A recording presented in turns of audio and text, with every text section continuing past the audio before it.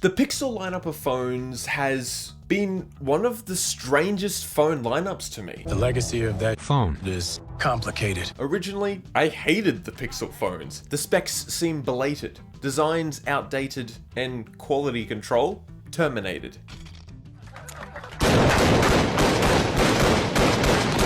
Who killed Pixel? When I actually got my hands on a Pixel 4, however, everything just sort of clicked. The phone felt fun to use, good in the hand, and some of the photos from this thing started to rival my professional full-frame camera. But for all its strengths, it also had some pretty big downfalls. Things were going so great! Especially in regards to design and battery life.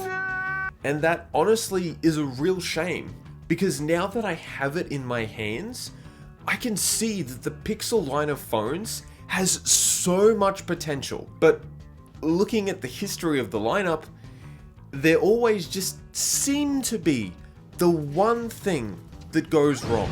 But with the Pixel 6 coming out in less than 6 months, Google has another chance to redeem themselves. And this time, call me crazy, but I think they might actually do it. So today, I'm looking at the history of Google Pixel phones, seeing what they need to make the Pixel 6 finally worth it, talk about what the heck a Pixel 6 Ultra could be, and how Google could take the smartphone market by storm. Let's get into it.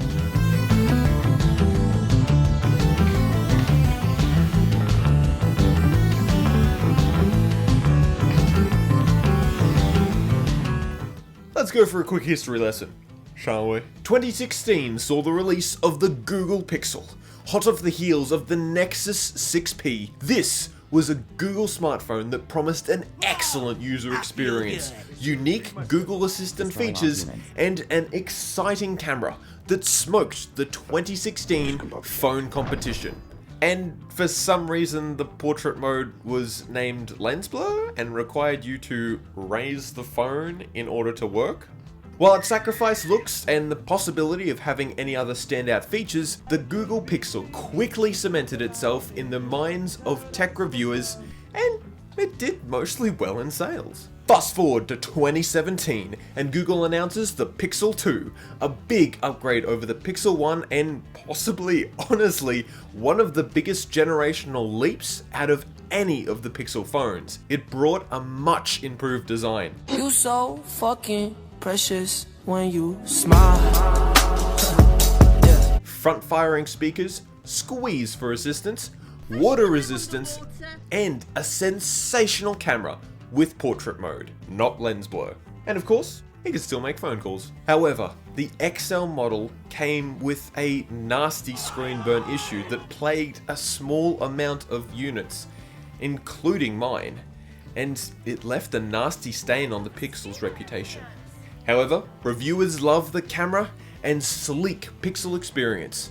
Sales didn't pick up much, but the Pixel was starting to gain some steam. Unfortunately, dark times were ahead for the Pixel lineup. I'm sorry, little one. 2018's Google Pixel 3, or more specifically the 3XL model, saw the most divisive design ever out of a Pixel. Some could ignore the giant notch, while others raged about it online. And while the cameras still held up, and the ultra-wide selfie camera was amazing, the competition was catching up, and some people argued that Google needed to add additional rear cameras in order to keep up. The Pixel 3 also only had 4GB of RAM, leading it to RAM management issues, and the matte finish on the back scratched off with some wear and tear, seen here on my unit. Reviewers still enjoyed the phone, however, and sales were the best they've ever been, but some people were starting to lose faith in a Pixel perfect brand.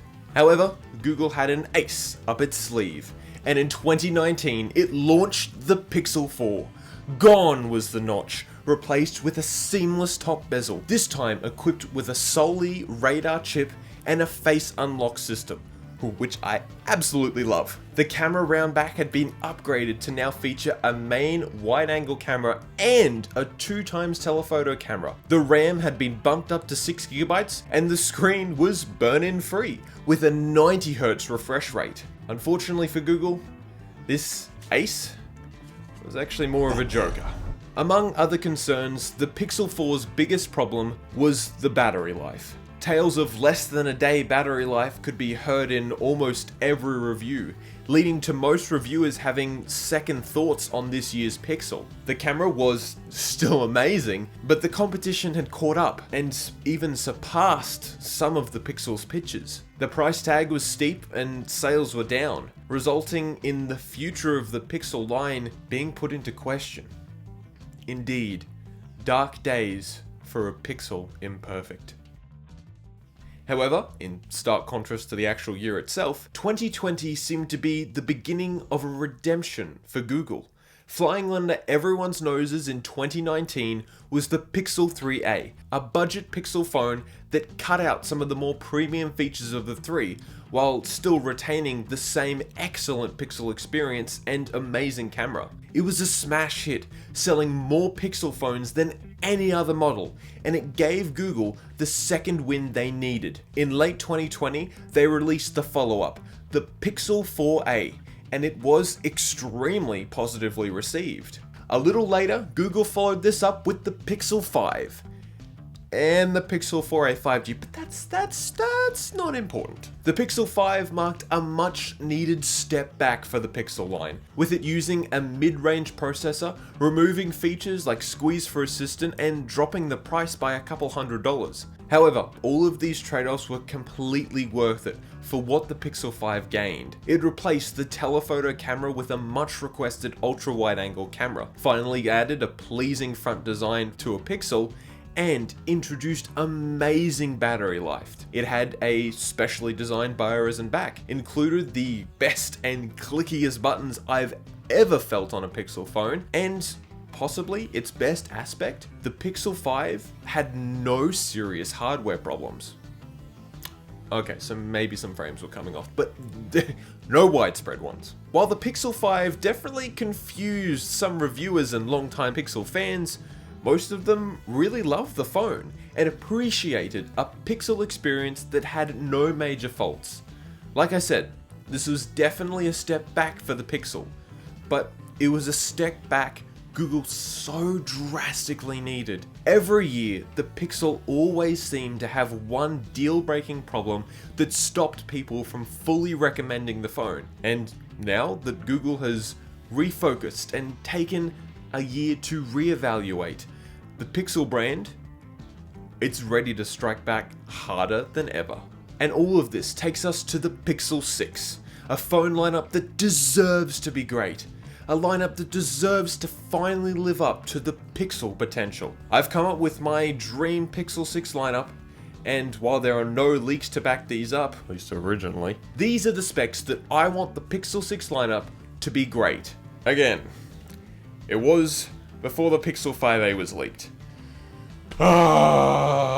Google, I just want you to call it the 6a. That's all you needed to do. Just call it the 6a. Would have brought it in line with the rest of the family, but you couldn't do that because you Googled. Anyway, moving forward. Moving on to the Pixel 6, a direct upgrade from the Pixel 5. It will feature a relatively similar front design with a 6-inch 90Hz display. Only change is that we're moving the hole punch to the middle. The back will have a new design and it'll have a new camera system containing a wide, ultra-wide, and a telephoto shooter. It will keep the same premium bioresin design as the Pixel 5, with the main upgrades being an upgraded Snapdragon processor and an in-display Touch ID fingerprint scanner, replacing the physical one on the back of the phone. The price will stay the same at $699, and I think it should gain a new color option. I think blue sounds nice. And for Pixel people that want the biggest and best, we move on to a new category of Pixel phones, the Pixel 6 Ultra. This is the best of the best Google can offer, with a 6.7-inch 1440p LTPO 120Hz bezel-less screen on the front. Oh, words. With an in-display Touch ID scanner and a pill-shaped cutout at the top holding a face unlock system, similar to the one found on the Pixel 4. Also, maybe Soli could return and be placed somewhere on the front, up the top? I don't know physics. Continuing around to the back, we find a quad camera setup with a wide, ultra-wide 3 times telephoto, and a 10 times periscope zoom camera. With Google apparently working very closely with Samsung, especially in the chip design, I think that this periscope zoom tech is more than achievable. Also, the wide angle camera sensor will be drastically larger than the Pixel 5's. Just look at this comparison. These are the Pixel 5's and Pixel 1's main camera sensor. And here is the iPhone 12 Pro Max and the Galaxy S21 Ultra's camera sensors. The S21 Ultra's 1/1.3 inch sensor lets in just shy of 6 times more light than the Pixel 5. And the thought of a sensor like that being powered with Google's crazy computational math, it's insane. Also, just for fun, here's an APS-C and full frame camera sensor, just for comparison. Each camera would be paired with the biggest 12 megapixel they can fit. Yeah, I said it. I don't want any of your high resolution cameras on smartphones. In my opinion, they're just not big enough. They're too small, too tiny, it's too many megapixels, you get bad low light performance.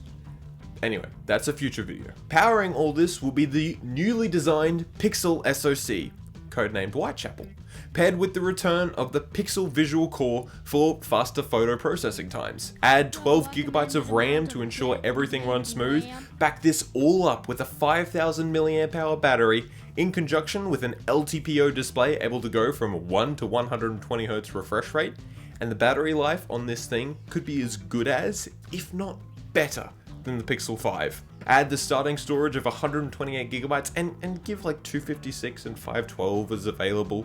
Bring back the matte, pressure sensitive sides and a glass back from the Pixel 4. Have a unique white color option as well as the regular black one and the color of the year, blue. And I think we'll have a balls to the wall, wet reviewer dream of a Pixel phone.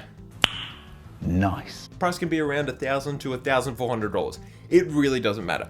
This is a phone for people that want the best of the best, as well as sort of being a lab rat phone that Google can use to test cutting edge features on the Pixel line before Google brings them down to the more popular lower end phones that need to be much more consistent and reliable. Oh, and the Pixel Fold is just an Ultra with a folding screen. Yeah, that'll do. So that, my dear viewers, is my ideal 2021 Pixel 6 lineup. A lineup that brings the Pixel as close to perfection as possible, and like all my other wet dreams, something that I'll wake up to and realize isn't real.